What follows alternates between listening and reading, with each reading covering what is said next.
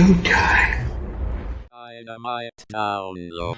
Dynamite Download, your home for all positive coverage on all elite wrestling. Promo, like the DMV. There. This is the Symphony Boys. The Symphony of five. Download, you guys. Positive energy. You have a great. Your tribal fruit. Along, I come along in the. Well, actually, I did see that, and I was thinking. John Silver, welcome to the show, John. How you doing? More than a taste. We were more than a taste. Cold spray. Tired of the cold spray. I went to bat to do an interview with those guys. You know why? Because they spread positivity about AEW. Welcome to Dynamite Download. Woo! What is up, everybody? Welcome to Dynamite Download. Cheers to being back live into 2024. It is Mindrunner and your boy SPD.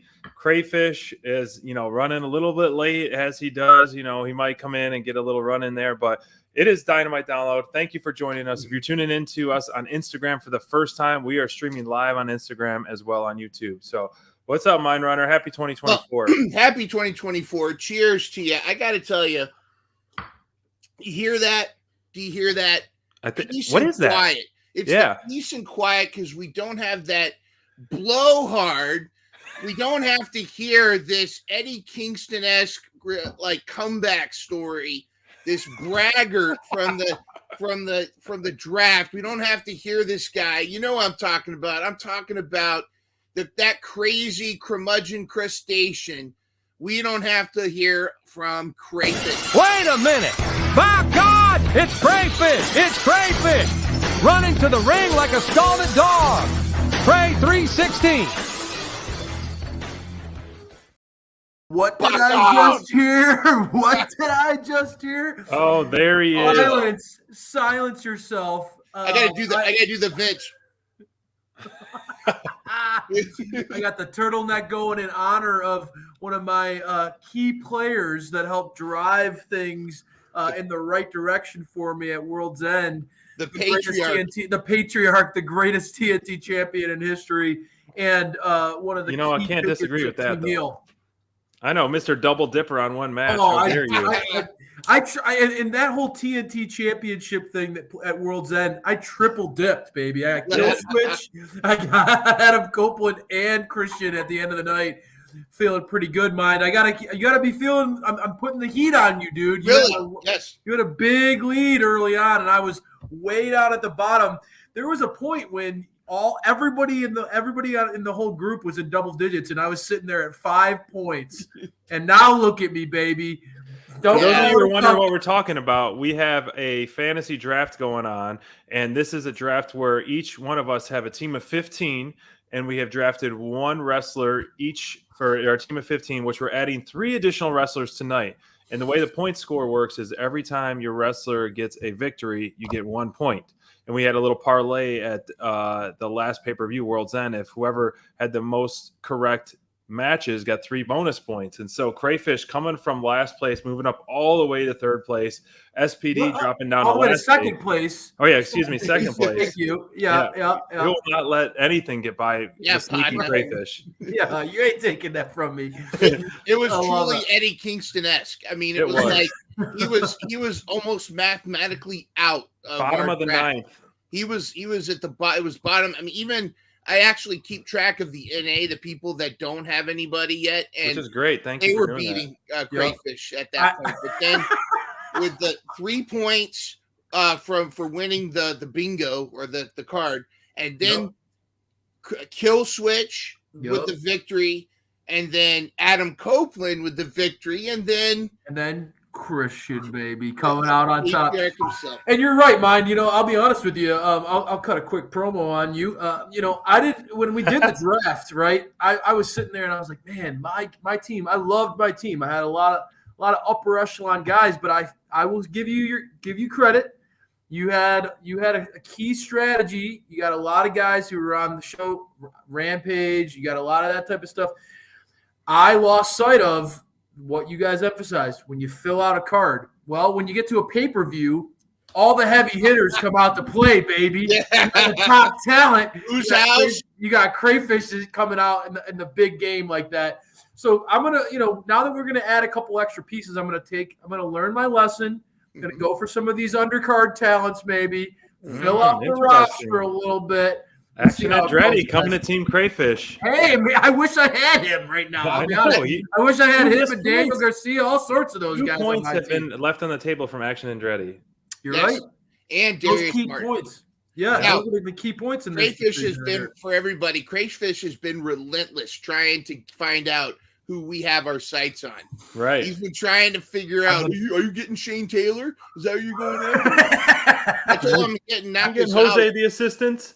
Yeah, Jose the assistant. SPD, I know he would look good on your roster. Don't lie. He would look great on your roster. Watch Jose go on an incredible run all of a sudden. Yeah. I'm a visionary, just like Christian, baby. I'm a visionary. I'm the patriarch. Are you sure that turtleneck isn't too tight? It can even go. What's beautiful about this turtleneck is it can go even higher. It can unroll to an even higher turtleneck. I have it folded over. Christian Cage, if you're watching, look at the extendable turtleneck that Crayfish is watching. You should look into it, Christian. Yeah. They've got an extendable turtleneck to really drive it home. Unreal. Well, guys, this is our first show of the year, and we typically do a pre-show pay-per-view, which we didn't end up doing just based on the holiday season. But we're going to talk a little bit to kick things off a Dynamite download of World's End pay-per-view. And honestly, I was really, really excited about this card as it was starting to unfold. I was happy with the card. And honestly, I felt like this could have been, and it's showing to me like essentially like a whole new chapter of AEW is starting. Yeah. Some of the pay-per-views, you don't have as many new storylines, new things joining, which is fine. Still great stuff going on in the landscape of AEW, but this one I think was really setting us up, setting on a tee for the landscape, as we like to say here, to change here in AEW. And based on last night's Dynamite and the results of the World's End, I think there's a lot of things that have changed the landscape. And what did you guys think overall at the pay-per-view before we dive into a couple of our favorite moments of the night? I felt like this pay-per-view, it wasn't I say this in a positive way, it wasn't a revolution. It wasn't one of the big four, and it didn't feel like one of the big fours, and I think that's on purpose, because if you compare AEW not to like sports but more towards a entertainment program, this felt like the season premiere. Like this felt like a season premiere, kicking off, like wrapping up the cliffhangers from the previous season and starting some new ones, because we had the finale with the Devil, we had the finale, we kind of had that finale with the Continental Classic, we had a lot of pieces, a lot of stories. Finales of some people's stay in AEW, right? Andrade, this was his going away pay-per-view, right? I get where you're going. Absolutely. A lot of really good stuff. And I think that it's like that plus the Dynamite we just had. It's exactly that. This is now starting 2024, and this is pushing all these storylines into that direction. I felt like it was great. I think it was definitely worth the price.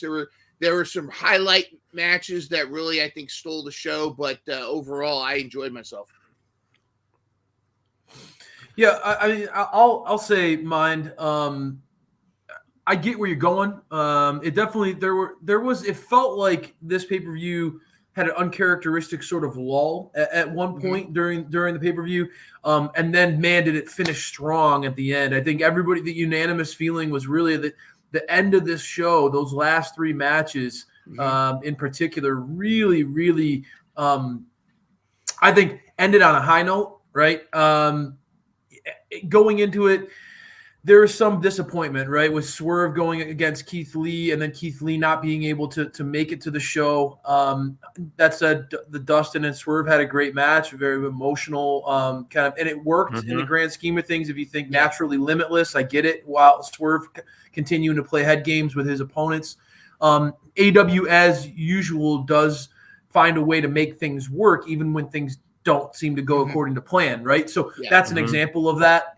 But I'll be the first one to say, like, there are matches like that All-Star 8-man tag, the 8-man tag, both of those, right? You have 2 8-man tag matches on a show. Even the most diehard fan, there are going to be moments where you're like, man, this, like, I wish that some of this was broken up a little bit and had a little bit more stakes to it. I get the point that, of trying to give the live crowd and the viewing audience at home. But I think really for the live crowd, to give them that star power, right? The opportunity to see a Bryan Danielson, the opportunity to see Jay White on a card, even though they didn't necessarily have a match set, one-on-one or something like that. It worked, right? But I think that really World's End, it really delivered because of those big matches and those big moments. Me personally, I was obviously, I loved the TNT Championship match. I thought that whole story, everything around that played out brilliantly. Brilliantly. But you said it, Mind. I'm gonna jump just right there.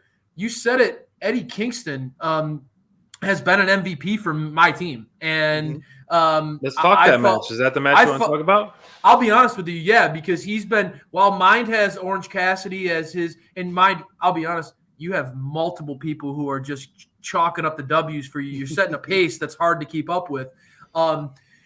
Eddie Kingston has been my unsung hero, right? He's been a guy who, like, not the sexy first round pick type of guy, but man, has he really set a tone. And I think the Continental Classic is that championship is going to sort of be a workman's title. It's evident that Eddie wants to be out there fighting as much as possible. And I really liked on a show where there were just a few matches that felt like they had a personal, like there was, especially with Swerve and Keith Lee falling through, there weren't a lot of matches on that pay-per-view that felt like, man, this feels personal. This match feels like there's a gravitas to it. This match feels like these guys really want to go at each other. Eddie Kingston and Moxley have a long history with each other. And I really feel like that means a lot for a wrestling fan when you're watching a match. There is just that added extra stakes. And I thought that Eddie and Mox delivered and then some. I thought this was an incredible blow-off. SPD, I know you're a huge Mox guy. You might have been a little disappointed in the outcome, but I think that this is the right call.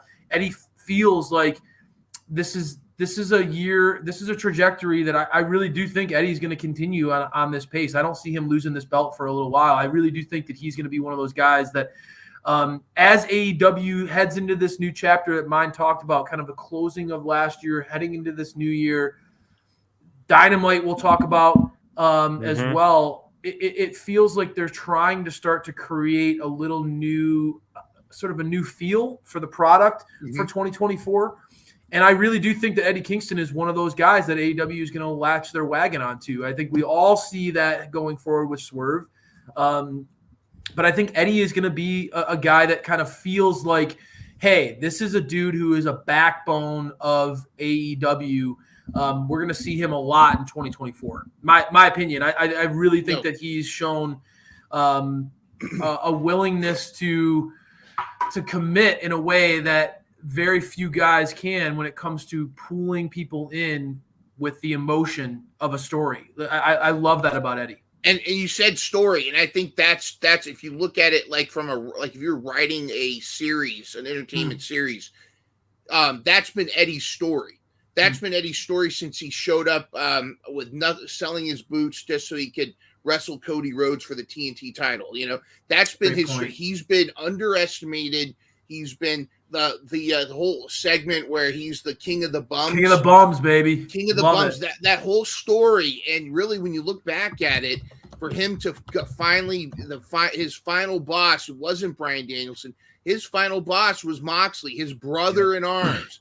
But we protected from the exploding death match. But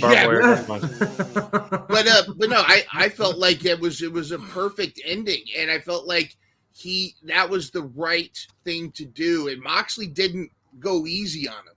I mean, and now from a kayfabe aside, some of those chops were real. Oh my! Even though Moxley, there's a meme now. It's like before they had heart defibrillators, this was what they would do. And you see Moxley like like this.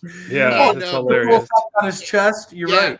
And Moxley was selling the crap out of a lot of this stuff. They were going at it, but you felt it. It's kind of what you said, Craig. It's like, out of a lot, we're going to talk about, whether some of these matches were like grudge matches or not, but this one, you felt the brother against brother. You knew they weren't holding back. And kind of like, there's rumors that in Japan, some matches, they make you go shoot for the first couple minutes of the match.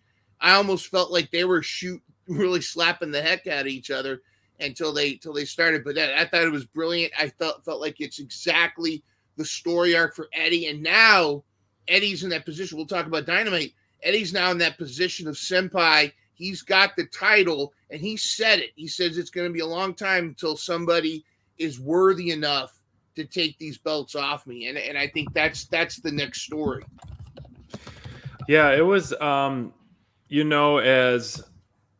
me, this is a positive show and our brand is all positive, but I was getting a little bit of Eddie Kingston burnout for a little bit, but I think after this whole, just seeing it and kind of resetting and the passion and the drive from him, I'm back on Team Eddie. And I think not to beat a dead horse, you guys all nailed it on the head. And, booking perspective, it makes the most sense for having him be the champ versus, let's say, Moxley, someone who has already held those titles and now he holds that third title. Moxley needs to be, like I said earlier in our previous show, Mindrunner, like Moxley needs to me, should be on AEW. Like that should be his number priority. Eddie Kingston can flip flop, go back and forth, go on all these promotions and be this ambassador and just be this fighting champion. And man, that's what, I see happening, and it'll be great, a great ambassador for all three brands. A couple things that match, yes, there was a lot of cringeworthy points where I was just like, oh my gosh, and I didn't expect. You don't expect a wrestling match. I am the king of chops, man. I'm a sucker for good chops, and it delivered. I was just like, man, and it was nice having Bryan Danielson on commentary too, just to be, add that extra credibility. I like him on commentary, and I love Daddy Magic on commentary too. Two guys that are a lot of a good entertainment value on commentary and smart. But you don't expect the flips, just fists. To quote FCR. But there was not a lot of wrestling going on. It was definitely a fight. And one thing we talked about previous weeks, like what is he going to be carrying around 3 belts at one time? To me, I know the collector, it was cool for Kenny, but those were cross promotions and they were talking about it being, essentially a triple crown, a culmination of 3 and 1. Merging. Yeah. I figured it would just be one belt. I think to me, everything aside, Eddie deserved it, and I picked him on the bingo card. I did a swerve after Mr. Sour Grapes. I know. Eddie, you're upset that you're upset like my 5th round pick just beat your 1st round pick. That's all it SVD, is. this is how it's gonna be. It's not going to last. It's going to be like this all night, dude. I'm telling you. It's not going to last. He's got the It's a marathon. Hey, let me go back into my text message in Crayfish. Man, I lost already. This is over. This season's over after week 1. What's the matter, Cryfish? I'll bring up the point again. Eat all your old base. All I'll say is that my guys are always on the show. They're just usually cutting promos. They're not. That's usually my thing. So it felt really good to come out on top. And again, hey, Craig, I got a song. First round. I got a song for you. I got a new song for you. You don't get points for promos. You don't get points for promos. You don't get points for promos. You don't get points for promos, dude. Well, I'm definitely gonna learn from this experience. I'm gonna start drafting. I gotta start watching Rampage more. Apparently, that's my biggest thing that I'm taking away from this whole thing. Mind. That said, SPD, I'll put it this way. I know that yes, I know if going into this match, you had a little Eddie Kingston fatigue, but I will say, this whole tournament kind of feels like a microcosm of Eddie's career, of his entire journey, right? It's like a guy who puts everything on the line, like mine said, right? Puts everything that he has on the line, gets knocked down. He comes out, he starts the tournament off 0-2, right? Already got that underdog chip on his shoulder. And then, dude, just fights and scratches and claws And I mean, again, beating everybody in the BCC, right? Beating the top guys in the BCC as far as Claudio, Danielson, and Mox as the top guy. And we've said it how many times on the show, man. I mean, Mox is the ace. Mox is that guy in AEW, and there are only so many people who can say that they've beaten him. I think it's poetic that Eddie has gotten that, right? I think that he's put in the work, and he has his naysayers. You throw me in a singlet and I'm not going to look too different than Eddie. I get it. There are people who are critical of the body shaming. There are people who think that he goes a little overboard in the promos. There are people who will throw their daggers at Eddie. But at the end of the day, to me, I think that Eddie is one of the few characters who transcends. I don't know. He's one of those guys to me that can connect with the common man I think that that's a missing. Dusty Rhodes. That's needed. It's needed. Yes. It's needed. He's kind of like, I love the King of the Bums moniker. I think it fits perfectly for him. I love it. Should be already a T-shirt. It should be a T-shirt. Is he gonna slap Danielson backstage like he did Sammy for calling him fat? He should. Yeah, I mean, Eddie, whatever you're doing is working, brother. In my opinion, I think. No, you're right. Guy, I mean, I think we all can support what he's doing and appreciate what he's doing. But you mentioned about, being the king of promos. This is my match of the night was the TNT Championship. So we're going to segue into that one. Not only for talk about long-term storytelling, but just smart. Obviously, these guys are multi-year vets, just smart wrestling, smart match, another brutal match as well. Bring out all the stops from fighting in the crowd to flaming tables, to stomping someone's head on the steps, and to getting kicked in the nuts. It had everything in between, as you expected in a no holds barred title match, no DQ match. And so it was, I think the biggest swerve of the night was that whole cash in the championship. I honestly didn't see that coming. That's cool. That soon. And so, and to piggyback on what happened on Dynamite, it was a fantastic, one of the best promos that Christian Cage cut. But overall, I think as we discussed at the top of the show, the last three matches, I couldn't watch this live because of work. I started at this match. Okay. And then, I watched the last three matches first and then went back. And I was like, dang, one after another. It was just like top tier matches. And so this one I was most excited for going into it, to figure out the result. Storyline, I was most excited for the main event to see how they would, have that kind of come to a conclusion per se. But this one, I was just like really, really excited because these guys can go and are in awesome shape and are near the top of their career stuff, what they're doing right now in terms of Christian Cage, at least. The storytelling, the veteran storytelling, the brilliance of this. One of the things I'll add really quick before mine can jump in here is just I feel like, as Tony Khan has talked about, right? There's like AEW is always always under criticism, right? No matter what they do, there are always those critics out there that will say, this or that. And I felt like this was as beautifully written or as perfectly booked as it could possibly be, right? Like going into it, you're like, man, Adam Copeland, he's a huge signing for them, a Hall of Famer. This guy should not be going 0-2 against Christian, right? Like he lost once. He shouldn't be going down 0-2 to him. So you book it so that he wins the match fair, like he wins straight up against Christian, but then somehow find the perfect way to maintain Christian as the champion at the end of the night. Because again, like Christian has been absolutely, to me, the MVP of he's been incredible since his signing. He's up there with the MVP of 2023. You could argue Swerve or what have you. You can argue there are people who you can absolutely have a case, but I think that Christian is doing some of the best work of his entire career, and he needs that. Like that belt. Anytime Christian's on screen right now, it's must see. It's absolutely must watch television. The guy is as entertaining, as hilarious. He is a pure heat magnet. He is phenomenal at what he does. the patriarchy storytelling right now that's going on with Kill Switch / Luchasaurus. The crowd was going nuts for Luchasaurus. They're salivating at it. They're going crazy for that babyface turn, which I didn't know I unexpectedly drafted the next big babyface on my team. But I will say, I mean, they could not have booked this whole thing better. And that was, I got to give Tony his kudos in this. You're absolutely right. Find a way to give Adam Copeland his big win over Christian. You keep this feud going, which is a money feud.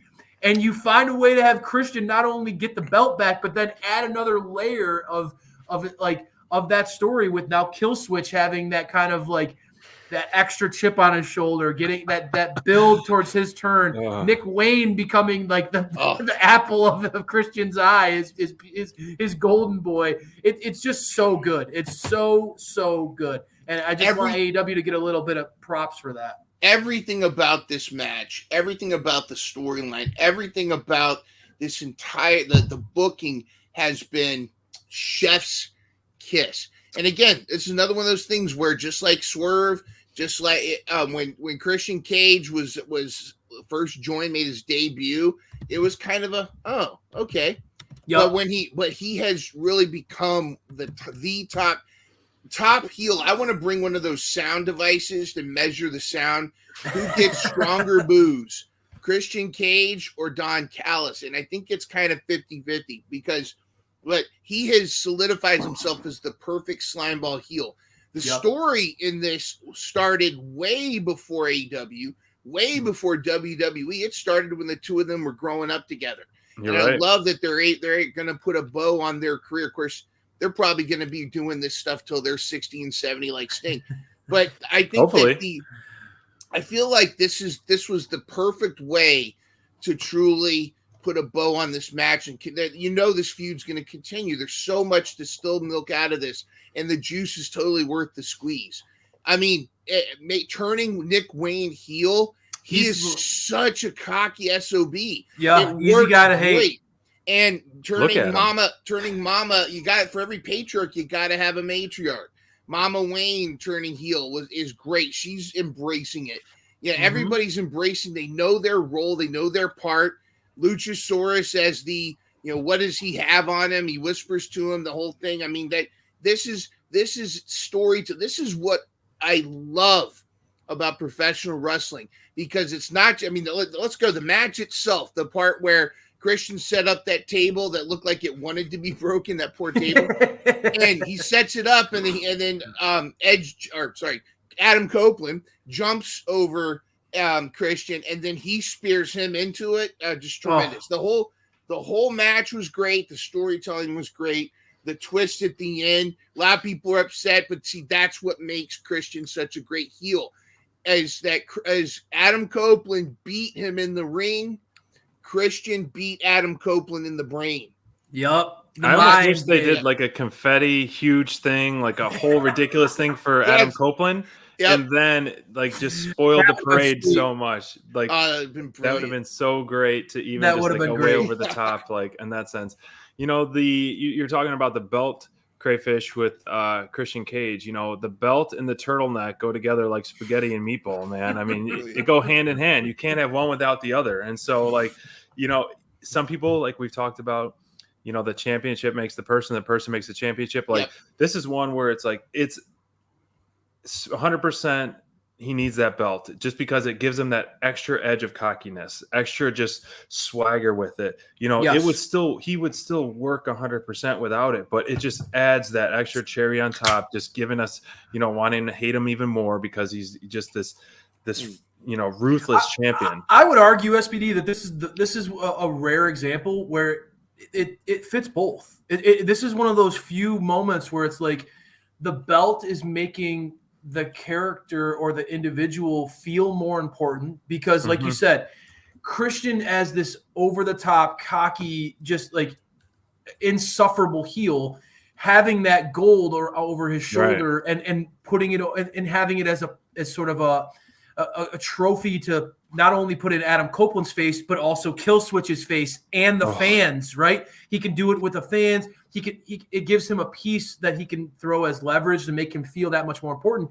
But think about what he's doing for the TNT title, right? It's just like, this belt is on TV every week. It feels important. There are stakes around his feud with him and Copeland, where, you know, Adam Copeland's at this stage of his career, the TNT title shouldn't necessarily be something that he should be dying to get, right? This guy is a multiple-time world champion, multiple-time tag team. I mean, this guy is without a doubt one of the greatest of our lifetime.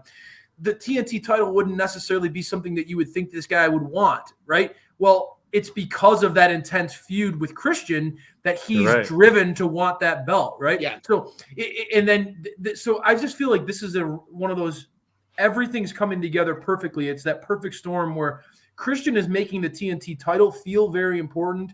And there have been title reigns where, you guys know, I love Wardlow. But during that stretch where Wardlow was TNT champion and then Hobbs, like, you had a little bit of hot potato with that belt. It lost some of its luster. It didn't feel as important. From the earlier days when Cody and Darby put in great work. Miro had a great run. Yes. Brody Lee, right? There were some really great championship runs. And then there was a period where it felt like they were playing hot potato. They didn't know. And this is one of the things I will say, AEW sometimes struggles with the stop, start, push, or storytelling. I'm really glad that they're going all in with Christian as TNT champion. Let him have this run, dude. It is really working for both him and the title. And the TNT title, technically it's a mid-card title. It doesn't feel like that. And it really is. Great. The wrestler makes the title. You know, you could say the same about Julia Hart with the TBS title. It's like, and the chase is what's important. And I remember way back, Triple H in WWE, actually it was still WWF at the time, he made a comment about how he wanted the WWE world, he wanted the WWF title and he made it desirable, and that's what other people want to get it too. And he talked about how that's a sign from the company that they feel confident of putting you on the thing. And it's the desire. It makes it desirable, and it makes it it builds value into that title, like you're saying. And Christian Cage is making it a desirable thing to go after. He's making it like, hey, who's going to outwit this guy? Not even Adam Copeland could stop him. Exactly. A guy who's known him his entire life, right? And mind, to your point, right? Like in AEW, there are a ton of championships, right? There are only a few where you could say, believably, this title match could headline a pay-per-view. Right? Yeah, it could be a main event. Yeah. Could be a main event, right? Like the TNT Championship is one of those belts. I would buy a pay-per-view to see Christian versus Adam Copeland as the headline. Obviously, Samoa Joe versus MJF was the main match of this show, but I'll be honest, SPD, you said it. This was the match you were looking forward to most. This has the prestige that you're talking about, Mind. Absolutely. It did. And it's like, just to use ROH as an example, their recent pay-per-view, it was the women's title that was the main event because that was the hottest feud, Athena versus Billy Starks. That was the biggest moment. And that's the thing is your main event is not necessarily your top biggest belt. It's the one everybody wants to see. And I thought absolutely this feud. Now I want to address, Scoop brought up a really good point, because we're going to talk about, I think on Dynamite also, one of the comments that Adam Cole, not Copeland, made. But I think there's a fundamental difference, is that with Killswitch, it's much more it's similar to Wardlow and MJF from back in the Ultimate, like, hey, you know what I did for your mother and all that kind of stuff. I think that Christian Cage has got something on Killswitch. I think we might see him return to Luchasaurus. There is a possibility Jack Perry's going to come back and they're going to reunite as Jurassic Express. We're not sure what's going to happen. That'd be kind of cool. I think it'd be interesting to see how that works out. I think they did register that as a trademark. I think this time, though, with Wardlow, he's been there, done that.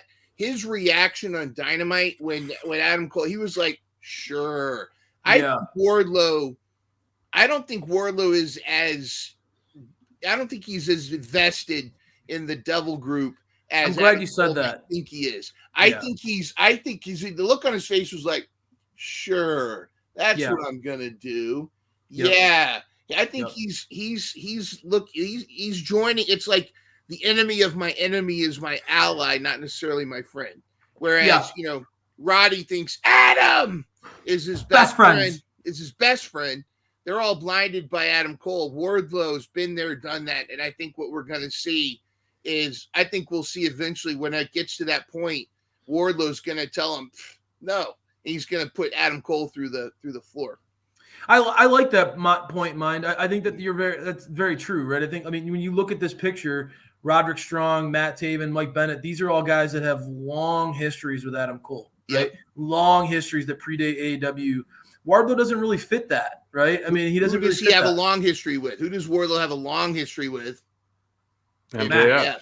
Max. Right. Exactly right. So it'll be interesting to see what Wardlow gets when he gets a chance to maybe talk about his mission statement with this group, where he goes from that. And it's almost like, when the Firm debuted, how they called out, okay, the Guns are going to go for this. Big Bill's going to go for this. It was kind of like a rinse and repeat with that, which is fine. And looking at this faction, I'm all for, I mentioned it to you guys, I'm all for a new heel dominant faction with a 5-man group, Inner Circle, Pinnacle, the Firm. We don't have a 5-man faction with something like this. So it's going to be fun.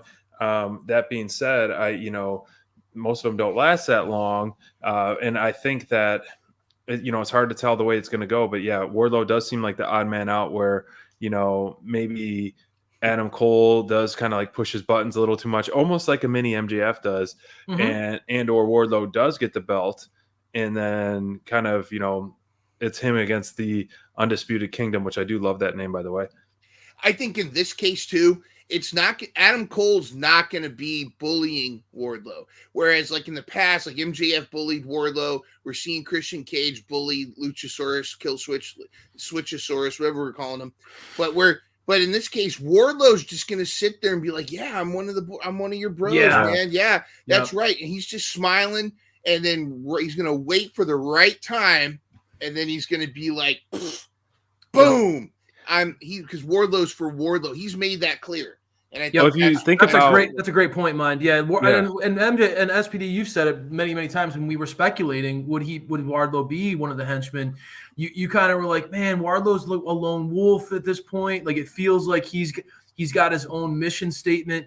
And I like Mind's point. I think that this is one where maybe Wardlow shows character growth, where he's learned his lessons. He's seen this act before, right? He's seen this whole thing play out before in his career. Not his first devil. This isn't his first devil that he's worked with, right? And so, he sits back, he kind of smiles through it, but he doesn't feel. I agree with you, Mind. He feels like he's sort of in, a little bit in, but it's mostly because he hates Max, right? Yeah. Well, the thing is, his promos leading up to all of this, we're talking directly about crushing the devil and being like the archangel and all that to the devil.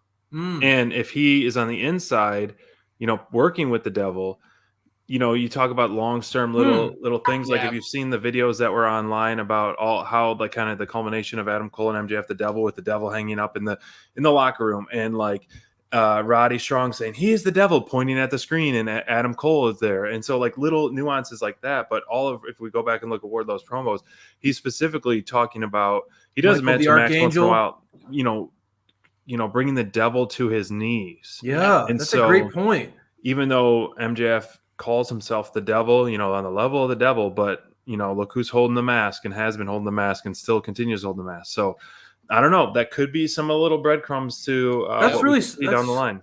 That's really interesting. You got to go back and watch. You got to go back and watch Wardlow's reaction when Adam Cole says Wardlow's going to win the world title, and then he's going to do the right thing and give it to me.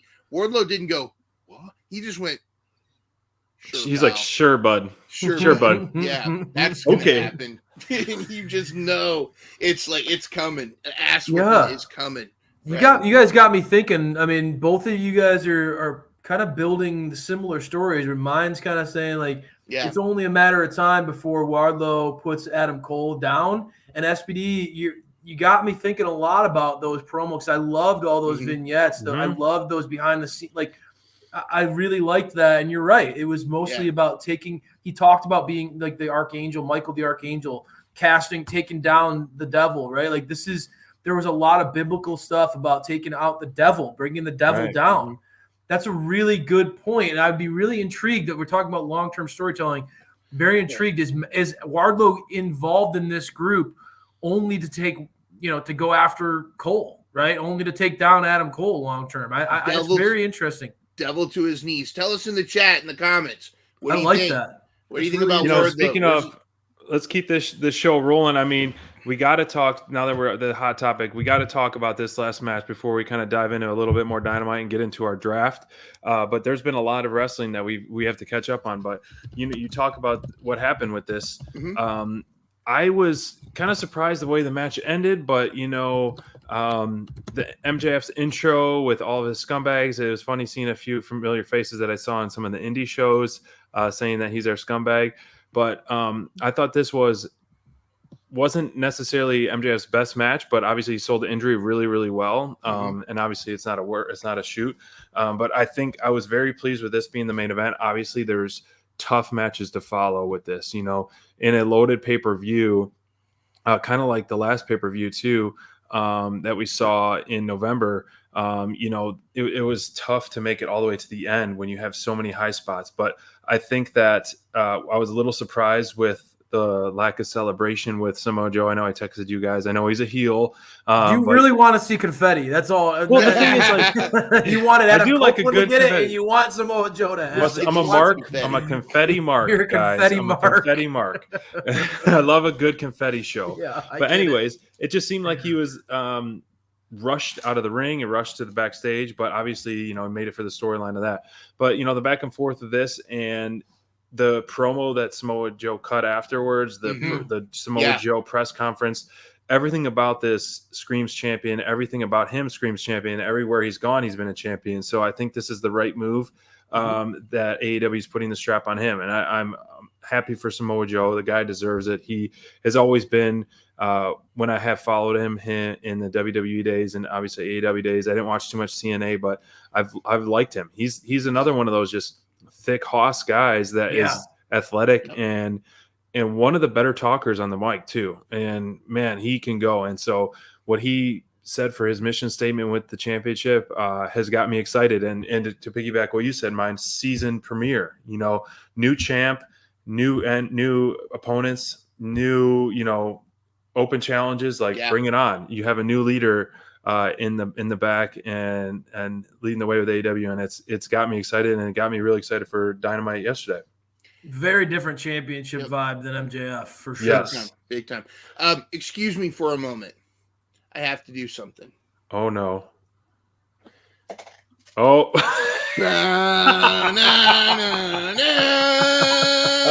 That's awesome. Mine is gonna kill you. I love it, dude. That is awesome, dude. And I'm already sweating too.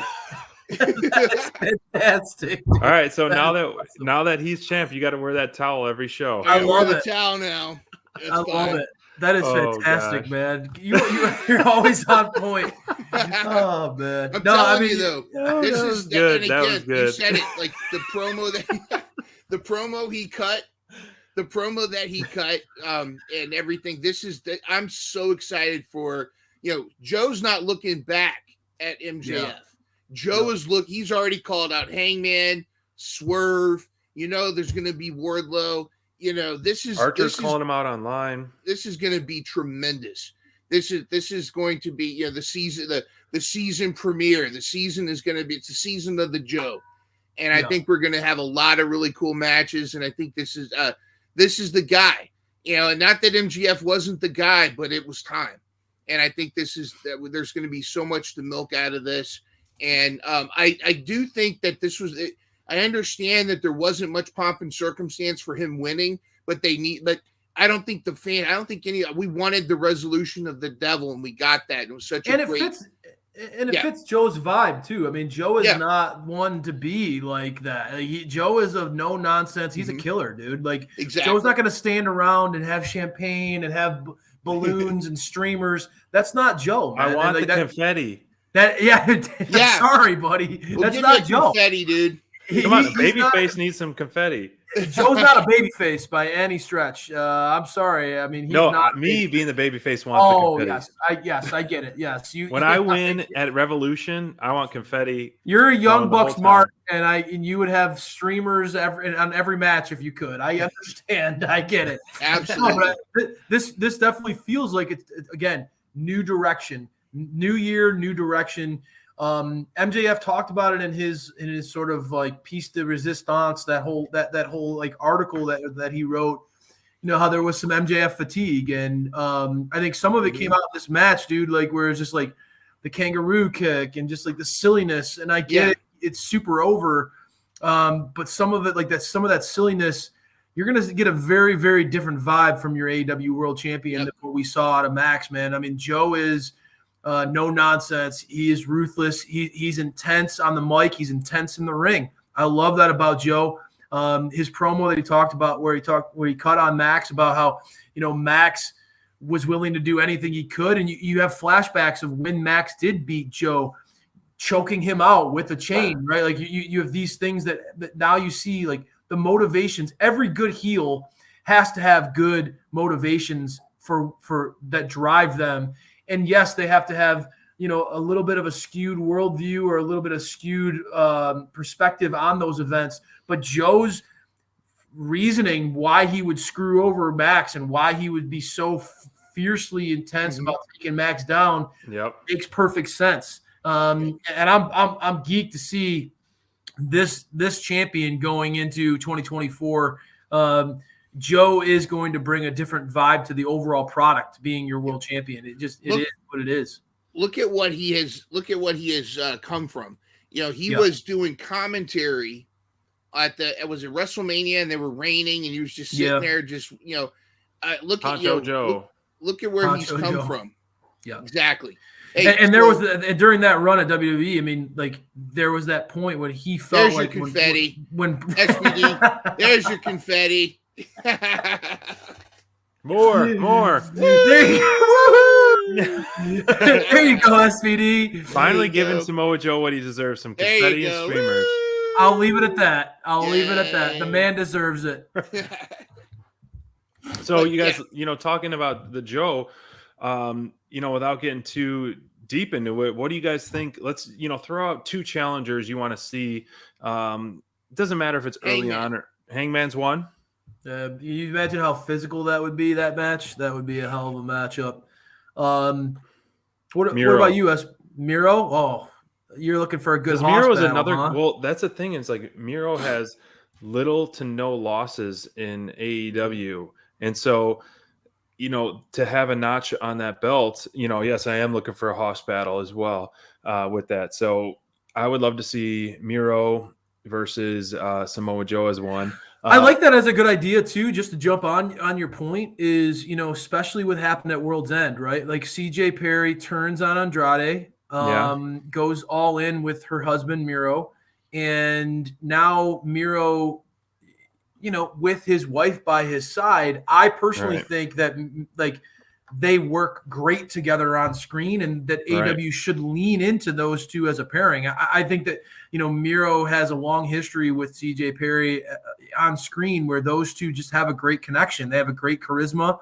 And it would be a great story to tell that now that they're together, she can help behind the scenes to get him those opportunities that he's longed for, right? And he's deserved, as you said, a guy who's been dominant in AEW but just hasn't gotten those opportunities.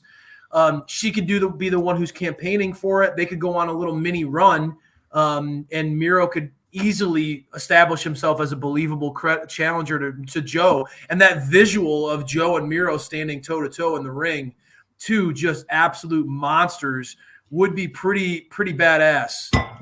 Have we had Samoa Joe versus Moxley? I don't think so. Can you imagine that? Well, here's the thing. We talked about Moxley. Let everyone. We talked about Moxley earlier. I'm sure you saw it on Twitter Space, Mindrunner. But Moxley in his last 11 matches, I think it was his last 11 matches on pay-per-views or specials, he's 2-11. Yeah, which is kind of hard to believe, whether it be singles or teams, when Moxley has been so untouchable, which he's still. Now it's becoming he's doing more for the brand itself. I mean, he bleeds AEW, no pun intended, through and through. And I love that he is okay with, passing the torch like he did with Eddie Kingston on the pay-per-view, and has others already. So Moxley, I think, is due for, and Danielson, I think, are due for some big wins coming up this year. Like, they are. They need to get some refocused. BCC has definitely taken some losses of late, and I think that they could both use a little bit of extra push into the 2024. Right. You asked me who I'd like to see. I do like the Miro idea. I think that, Hangman with Swerve feels like those two are going at each other. And so I'll be honest with you. And this is just off the cuff. I'll say, I would like to see Jay White against Samoa Joe. And the main reason why I say that is I do feel like, and I think that Jay White kind of feels this way. His title shot against Max, it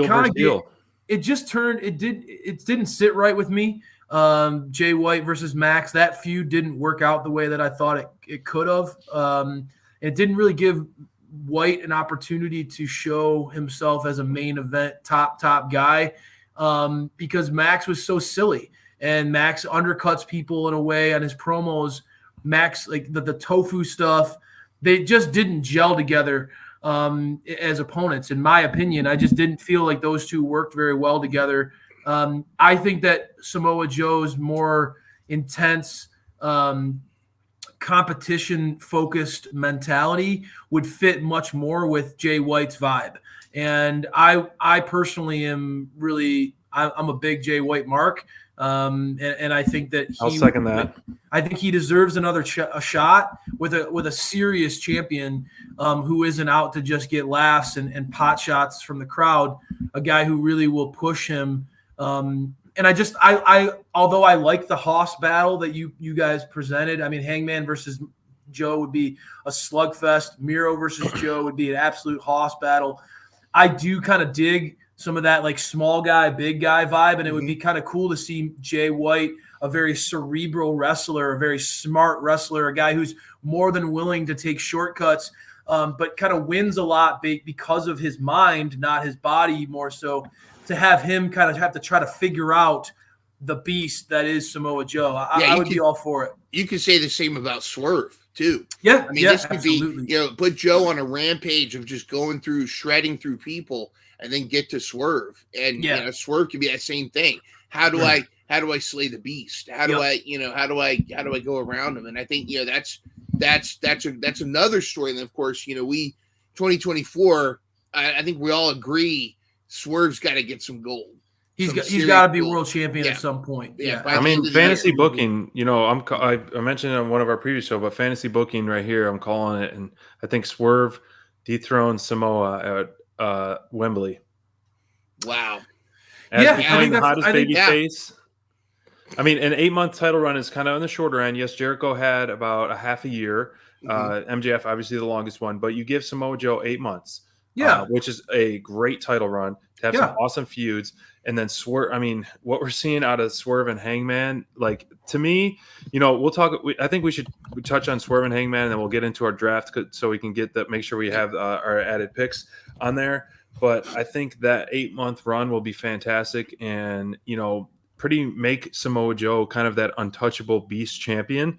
Going through that, and Swerve just getting that slow. I mean, he has like so much momentum behind him as it is. Just more and more and more momentum for it just to be the ultimate payoff. It almost like what would remind me of I always go back to that because Hangman, the momentum behind him and the uphill battle that he had, and then the ultimate payoff when he won the championship, it felt like one of the pinnacle moments of AEW. Yeah. In terms of being a championship winning moment, and I think that Swerve could have that moment in Wembley. You know, if anyone followed some of that New Japan stuff, what happened last night, you know. Ospreay is calling out Mox again. He said this battle's not over. So if you have Ospreay versus Mox at Wembley, preferably sooner because I want it now. But if you hold off to Wembley, that is a mega. Those two matches are enough to sell a card. Imagine everybody in Wembley doing the Swerve. Yeah, you know? they will. They it will would do be it. huge. Yes, you're right. I mean, see, before we get to the draft, can I really quickly talk about the women's division, because we haven't talked about it all tonight. We saw a debut match on Dynamite, and then we saw a debut. No, it wasn't Mercedes Moné, but I felt like in New Jersey, it was I think it marked the new direction that the women's division is going towards. We saw Mariah May versus Queen Aminata. Frankly, I felt like Queen Aminata, this was one of the better women's matches that we've had on Dynamite. It was a hard-hitting match for sure. And I think a lot of it has to do with Queen Aminata. She needs to get signed. I know she's doing a lot of ROH stuff now, and there's some kind of relationship with her and Sky Blue. I don't know what it is, but they call each other mommy or their sister wives or something. There's something interesting on there. But this was a tremendous match, and what I love about this is it really showcased why Mariah May is more than just a talker, really what her value was. The two of them slug it out. There was a lot of slaps. And then Mariah May also is great on the mic. She's been kind of this, they've kind of kept her behind Toni Storm. I like the story, but this allowed her to shine. But then of course in New Jersey, we get Snooki. I mean, we get Deonna Purrazzo. And I love it. And, she's still talking about how she was tearing up because it was such a special moment. Her parents were there. She got such a great reaction when she showed up. And she is going to be a tremendous asset for the women's division, not just in the ring, not just on promos, but she's going to be a tremendous asset in that locker room. And I suspect there's a lot of stuff going on backstage. I suspect she's going to be needed as much in the locker room, if not more. But she is one of the reasons why Impact, now back to TNA, has had such a strong women's division. She's been one of those pillars, and I think that I'd love to see this translate into some tremendous matches going forward. Seeing her against a returning DMD would be tremendous. Yes. Her against Jamie Hayter. I mean, there's a ton of matches that Deonna Purrazzo, and she knows a lot of these people. Like she's friends with a lot of existing AEW wrestlers. Yeah, she is. Yeah. So this has been a huge pickup. I do think we're going to see Mercedes Moné at some point as Good well. Grief, that would make the division so deep and awesome. And Thunder's already back. The Professor's coming back. Yeah. And it's only a matter of time before Jamie Hayter's back. We're going to have and I think that it'll continue to develop the existing roster as well. I think we're in for a golden year for the women's division. And if you can continue to have matches just like Mariah May versus Queen Aminata, we're in for an awesome year.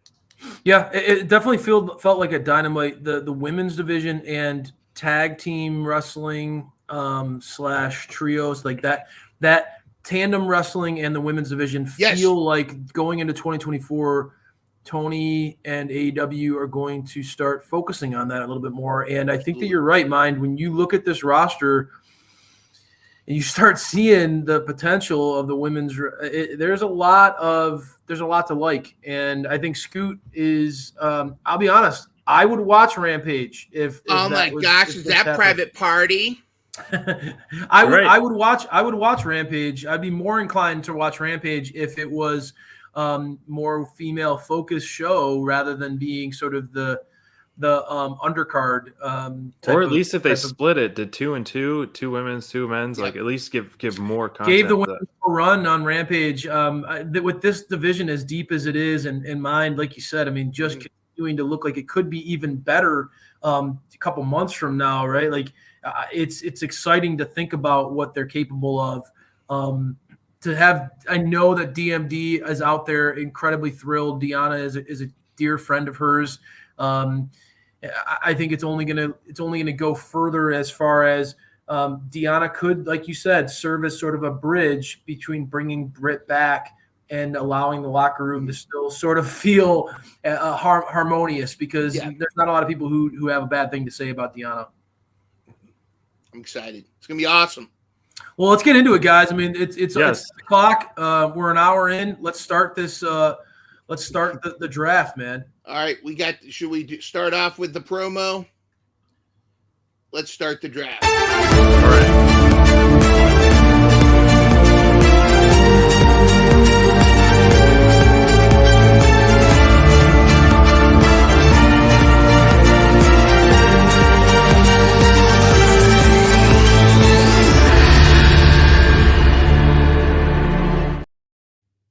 All right. First pick, SPD. You're on the clock, loser. Is Deb ready to roll too? You chump. Deb is ready to roll. She has been thoroughly researching all over the place, and she has been thoroughly researching her picks, and I think she's got it. And I'm gonna start a new clicker, because we're gonna call it bonus round 1, bonus round 2, bonus round 3 as we make our picks. And SPD, who is currently dead last. I was going to say loser. Place. Okay, I'm going to remind after this week, bro. You'll see. Oh my goodness! All right, so he has first pick, and we all have a list of free agents. So go ahead. SPD, you do have to be pretty excited with what we saw at House of Black, and there's a lot of your players that are getting a little bit more TV time. So I can see that there's some hope on the horizon for you. Go ahead with your first pick. Who you got? I got my man. Oh no! Daniel Garcia. Yeah, it's a good pick, man. That was my first pick too. See, I was teasing you about Daniel Garcia during the main draft, and it was a running joke, and you kept saying no, and now he's your first pick. I think we all agree that he could be on. I mean, Tony there's clips going on about Tony saying we're going to see a lot more of this man in 2024. Right. That's a good, smart pick, first overall in the bonus round. All right. Well, Deb is up next. Deb, you have your pick. Daniel Garcia has been taken. He's out. Stolen. Off the list. Snooki. Deb is going for Deanna. Deanna Purrazzo. Good pick. Deanna Purrazzo goes to Full Tilt Deb. All right. There we go. And all right, so it's now up to me. Right? That's right. I'm in the okay. Yeah, you're first. All right, Crayfish, what you got? It's down to 2 for me. Get that clicker on there, mine. I'm taking Serena Deeb. The professor. Wow. Interesting. I was really into her segment on the pay-per-view. Pick. I hope that she comes out swinging. Serena That's a good pick for Deeb. Sure. Goes to Team Cray. Now we're doing the snake. Snake. Snake. You got back-to-back spot. Are you going to take Private Party? The Crayfish special with the that snake. Private Party. Yeah, I'm the returning Mark Quinn. Yeah. Are you really taking Private Party? And I'm taking Isaiah Cassidy. Oh, wow. Smart, dude. You're taking the PP. It's smart. You're gonna get a lot of points. I think they're gonna be getting some push here. That's a very smart double dip. Actually, technically, Mark Quinn or Isaiah Cassidy's round 2. So, all right, I'll put him in round 2. Go. All right, so now it's back to Cray, huh? Yeah. All right. Well. I know. Should I start the timer? Yes, always with crayfish. I mean, I don't have a single tag team on my roster, so I might as well. I'm going to go get Sammy and complete Les Sex Gods on the crayfish roster. All right, Sammy Guevara. That was on my list. That was on my short list. I got Sammy and Jericho now, so at least I have a tag team. So you got Les Sex Gods. Crayfish, who would have been your first overall? Overall. If I had first overall, I was debating between Garcia and Deeb. So I got who I mean, and some of it was just recency bias. I mean, I was super into the Serena Deeb segment. You guys know I like her a lot, but I mean, I think just on sheer opportunity, I think Daniel Garcia is probably the number one pick in this draft. Yeah. Yeah, I Garcia was my number one.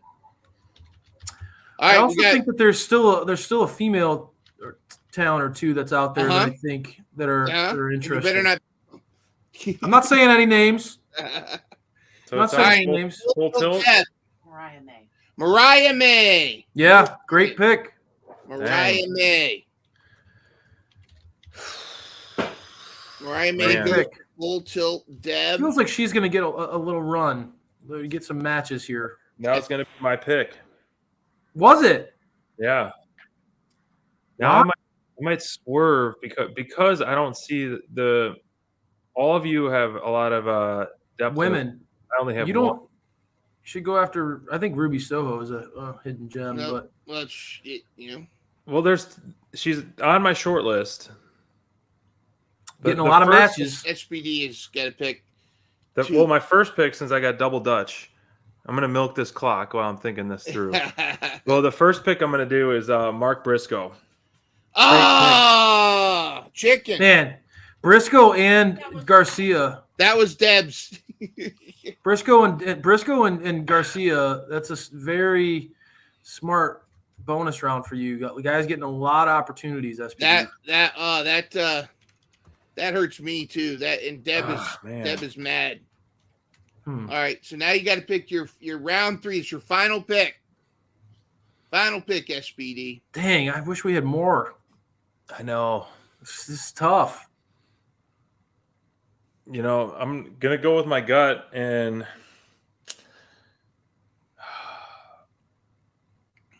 I don't think I'm going to add another woman. I think I'm going to go with Parker Purdue. Yep, you got it.